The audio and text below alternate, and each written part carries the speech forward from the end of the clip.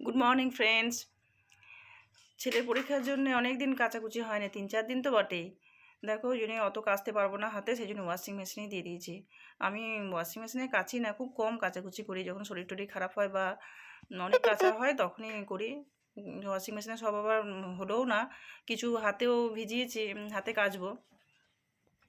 এবার কেচে বাড়িতে একদম সবজি টবজি একদমই নাই, আমি বাজার যাবো এরপর। এবার কাচাকুচি হয়ে গেল, বাজার থেকে বাজার করে নিয়ে চলে এলাম। দেখো কত সবজি কিনে নিয়ে এসেছি। দেখো শীতকালের বাজারে এখন টাটকা সবজি দেখেই সব লোভ লাগে। কত কি বাজার করেছি দেখো, আদা, পেঁয়াজ, রসুন, কাঁচা কলা, বেগুন, পালং শাক, ধনেপাতা, কুমড়ো, সব রকম কাটাকুটি এগুলো বাজার করে নিয়ে আসার পর এবার কেটে নেব। সবজিগুলো কেটে নিয়ে রান্নার দিকে যাই।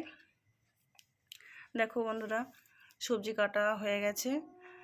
এটা পালং শাক, এটা মোচা, বেগুন ভাজা, আর ওদিকে ডিম আছে, ডিমের ঝোল করব।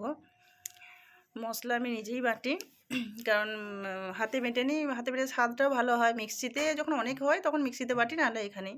চলো, রান্না রেডি হয়ে গেছে। এবার এটা দিয়ে আমরা লাঞ্চ সারবো। টাটা।